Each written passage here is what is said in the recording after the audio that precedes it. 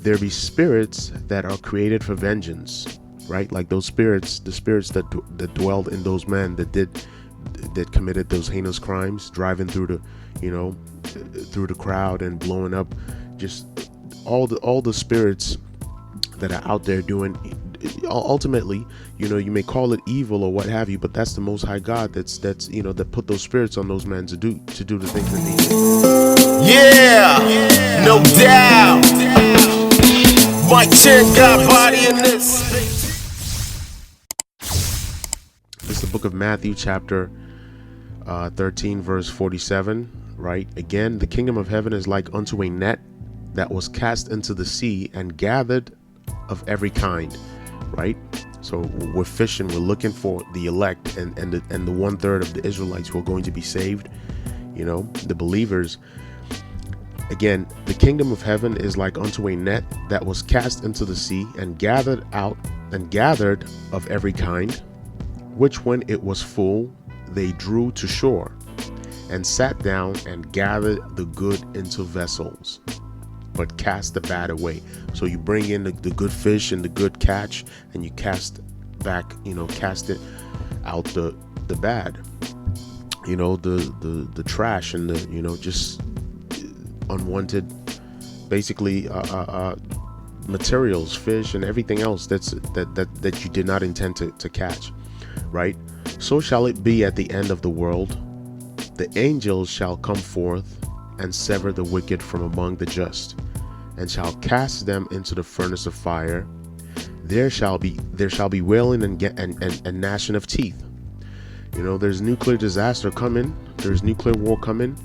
You can only escape it if the Most High has chosen you to escape it. And we know that there's going to be, that's not the subject right now, but there's going to be mass death. We have to come back to the words of the Most High God and try not to, do your very best not to stray away. This is the book of Ecclesiasticus, chapter 39, verse 28. This is the book of Sirach, chapter 39, verse 28. Same thing. There be spirits that are created for vengeance, right? Like those spirits, the spirits that dwelled in those men that committed those heinous crimes, driving through through the crowd and blowing up, just all the spirits that are out there doing. Ultimately, you may call it evil or what have you, but that's the Most High God that put those spirits on those men to do the things that they did.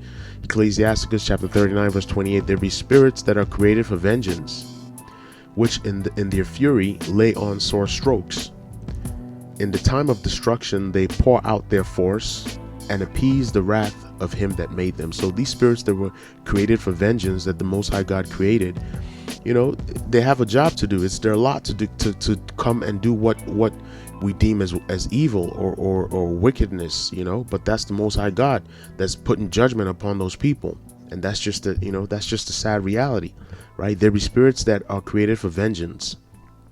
So that's what you have to take away from that. This is the book of Ecclesiasticus, chapter 18, verse 3. Again, the book of Sirach, chapter 18, verse 3. Who governeth the world with the palm of his hand, and all things obey his will. This is the Most High that it's speaking of. For he is the king of all, by his power, dividing holy things among them from profane. So, that's just what it is. People are going to die. The Most High God is going to require their spirits back. He's